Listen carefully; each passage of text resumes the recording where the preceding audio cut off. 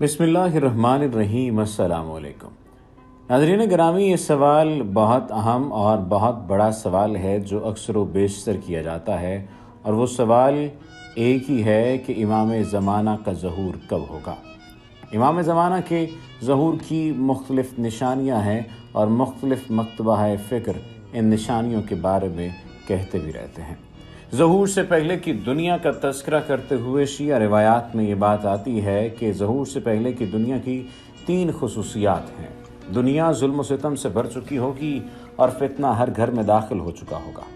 سفیانی اور نواسب وغیرہ جیسے دشمنوں کا وجود جو عراق اور دیگر اسلامی ریاستوں میں شیعوں کے خلاف فعالیت میں مشغول ہوں گے اور شام پر قبضہ کر کے وہاں کی حکومت اپنے ہاتھ میں لے لیں گے۔ نمبر 3، اسلامی دنیا میں امام زمانہ علیہ السلام کے چاہنے اور ماننے والے اس کوشش میں ہوں گے کہ آپ کا نام اور یاد دنیا میں پھیلا سکیں۔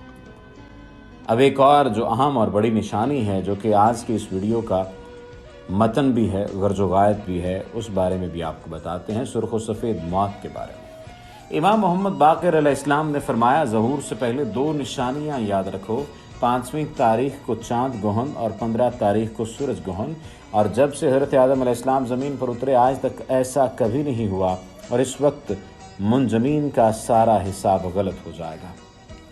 پھر فرمایا سرخ و سفید موت کے بارے میں، امام جعفر صادق علیہ السلام نے فرمایا، ظہور امام قائم علیہ السلام سے قبل 2 قسم کی اموات ہوں گی، موت سرخ اور سفید موت، اور ان میں سے ہر 7 میں سے 5 آدمی ختم ہو جائیں گے۔ سرخ موت تلوار سے اور سفید موت طاعون سے واقع ہوگی۔ ظہور سے قبل 1/3 آبادی ہوگی۔ امام جعفر صادق علیہ السلام نے فرمایا، یہ ظہور اس وقت ہوگا جب دنیا کی آبادی 2/3 ختم ہو جائے گی۔ راوی نے پوچھا، پھر باقی کیا رہ جائے گا؟ امام علیہ السلام نے فرمایا، کیا تم اس بات سے خوش نہیں ہو کہ وہ باقی 1/3 تم لوگ ہوگے؟ پھر قیامت سے پہلے 10 علامات کا بھی ذکر کیا گیا ہے۔ امیر المومنین علی ابن ابی طالب علیہ السلام نے فرمایا، قیامت سے قبل 10 باتیں لازمی ہیں: سفیانی، دجال، دخان یعنی دھواں، دعوت الارض، ظہور قائم یعنی ظہور مہدی علیہ السلام، مغرب سے آفتاب کا طلوع ہونا، مشرق میں زمین کا شق ہونا، نزول عیسیٰ، جزیرہ عرب میں زمین کا شق ہونا، دریائے عدن کی تہ سے آگ بلند ہونا جو لوگوں کو محشر کی طرف لے جائے گی۔ قبل ظہور 5 علامتیں ہیں۔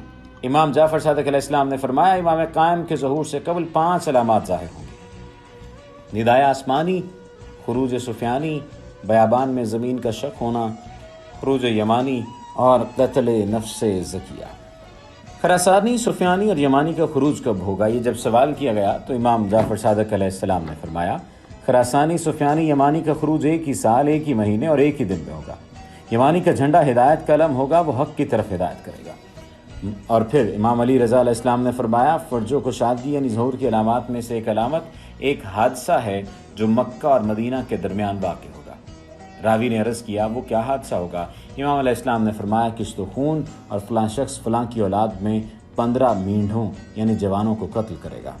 امام زین العابدین علیہ السلام نے فرمایا، ظہور مہدی یعنی ظہور امام مہدی علیہ السلام سے پہلے ایک شخص خروج کرے گا جس کا نام عوف بن سلمی، اور وہ جزیرے سے خروج کرے گا۔ اس کا مرکز تقریت ہوگا اور مسجد دمشق میں اس کا قتل ہوگا۔ پھر سمرقند سے شعیب بن صالح خروج کرے گا۔ پھر سفیانی ملعون وادی یابس سے خروج کرے گا جو عتبہ بن ابو سفیان کی اولاد میں سے ہوگا۔ جب سفیانی خروج کرے گا تو اس وقت امام مہدی علیہ السلام خود کو پوشیدہ کر لیں گے، اس کے بعد ظہور کریں گے۔ اب ظہور سے قبل خوشحالی کا سال ہوگا۔ امام جعفر صادق علیہ السلام نے فرمایا، امام قائم علیہ السلام کے ظہور سے قبل جو سال ہوگا وہ اتنی سرسبزی و شادابی کا سال ہوگا، اور اس میں اس قدر پیداوار ہوگی کہ کھجوریں درختوں پر سڑ جائیں گی اور انہیں کوئی توڑنے والا نہ ہوگا۔ فرمایا، اس میں شک نہ کرنا۔ پھر سفیانی کی مدت حکومت کا تذکرہ کرتے ہوئے کہا، امام جعفر صادق علیہ السلام نے کہ سفیانی خروج کے بعد 5 علاقوں پر عورت کے حمل کی مدت کے برابر حکومت کرے گا۔ امام جعفر صادق علیہ السلام نے فرمایا، گویا میں دیکھ رہا ہوں کہ سفیانی یا اس کے کسی مصاحب نے تمہارے کوفے کے باہر پڑاؤ ڈالا ہے، اور اس کی طرف سے کوئی منادی ندا دے رہا ہے کہ جو شخص علی کے شیعوں میں سے کسی کا سر کاٹ کر لائے گا اس کو 1000 درہم دوں گا۔ یہ سن کر ایک پڑوسی اپنے پڑوسی پر جھپٹے گا اور کہے گا کہ یہ بھی ان میں سے ہے، اور اس کا سر کاٹ کے لے جائے گا اور 1000 درہم وصول کرے گا۔ پھر فرمایا اور اس وقت تم لوگوں پر حاکم اور امیر کوئی زنا زادہ ہوگا اور گویا کہ میں دیکھ رہا ہوں کہ ایک نقاب پوش۔ راوی نے عرض کیا وہ نقاب پوش کون؟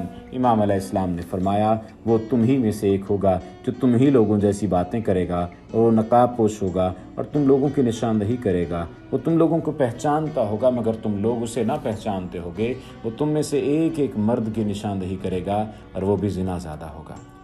ظہور امام مہدی علیہ السلام کا ذکر کرتے ہوئے جن علامات کا ذکر کیا گیا ہے وہ ہم بتا چکے ہیں، یعنی تمام تر علامات کا جو اب تک ذکر کیا گیا ہے وہ ہم نے اب تک ڈسکس کی ہیں۔ ظہور کا زمانہ اور مقام کی اگر بات کی جائے تو امام مہدی علیہ السلام کے ظہور کا دقیق زمانہ معلوم نہیں ہے۔ روایات میں ایسے افراد جو آپ کے ظہور کا وقت معین کرتے ہیں ان کی مذمت اور ان پر لعنت کی گئی ہے اور انہیں جھوٹا کہا گیا ہے۔ اگر ظہور کو قیام کے معنی میں لیا جائے تو بعض روایات میں اس کی طرف مختصر طور پر اشارہ ہوا ہے۔ ان احادیث میں امام زمانہ کے قیام کے لوگوں کی طرف سے نا امید ہونے کے بعد آخر الزماں میں ذکر کیا گیا ہے، اور ان میں آپ کے قیام کو طاق سالوں میں ایام سال میں سے روز عاشورہ، روز نوروز، ایام ہفتہ میں روز جمعہ، روز شنبہ اور اوقات میں نماز عشاء کے بعد ذکر کیا گیا ہے۔ بعض روایات میں ظہور کو قیام کے کچھ پہلے ذی طوا کے مقام پر ذکر کیا گیا ہے۔ اگر قیام امام مہدی علیہ السلام کا ذکر کیا جائے تو امام زمانہ کے ظہور کے بعد عدل و انصاف برپا کرنے کے لیے کیے جانے والے آپ کے قیام کو کہا جاتا ہے۔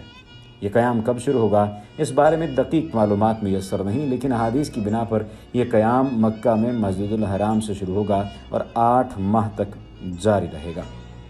اس قیام کا اصلی مرکز عراق ہے اور امام زمانہ سفیانی کو اسی علاقے میں شکست دیں گے۔ احادیث کے مطابق امام زمانہ کے 313 خصوصی اعوان و انصار اس قیام میں شرکت کریں گے۔ البتہ اس قیام میں شرکت کرنے والوں کی عمومی تعداد اس سے کہیں زیادہ ہے اور اس کی اکثریت جوانوں پر مشتمل ہوگی۔ حضرت عیسیٰ بھی اس قیام میں امام زمانہ کا ساتھ دیں گے۔ ان کے علاوہ بعض انبیاء اور اولیاء الہی جیسے اصحاب کہف، حضرت یوشع بن نون، مومن آل فرعون، سلمان فارسی، ابو دجانہ انصاری اور مالک اشتر نخعی بھی رجعت کر کے اس قیام میں شرکت کریں گے۔ بعض لوگ بعض احادیث سے استناد کرتے اس بات کے معتقد ہیں کہ اس قیام میں امام زمانہ کا اسلحہ تلوار ہوگا اور خدا کی طرف سے اس تلوار میں قرار دیے جانے والے معجزے کے ذریعے آپ اپنے دشمنوں کو شکست دیں گے۔ اسی طرح ایک اور گروہ اس بات کے معتقد ہیں کہ اس قیام کے دوران جدید اسلحے ناکارہ ہو جائیں گے، یوں امام زمانہ تلوار کے ذریعے پیروز ہوں گے، جبکہ ان کے مقابلے میں گروہ کا کہنا ہے کہ احادیث میں تلوار کا ذکر جنگی اسلحے کے عنوان سے آیا اور اس سے مراد ہر زمانے میں اس کے تقاضوں کے مطابق استعمال ہونے والا اسلحہ ہے۔ امام زمانہ کے مقام و منزلت اور اہمیت سبھی پر عیاں ہے۔ احادیث میں قیام امام زمانہ کے لیے خروج کا لفظ بھی استعمال ہوا ہے، اور ایک بات تو واضح ہے کہ قیام امام زمانہ کو رجعت اور قیامت کے ساتھ ایام اللہ میں سے قرار دیا گیا ہے۔ بعض احادیث کے مطابق قیام امام زمانہ 8 سال تک جاری رہے گا، جس کے نتیجے میں امام زمانہ کی عالمی حکومت قائم ہوگی۔ وما علینا الا البلاغ المبین۔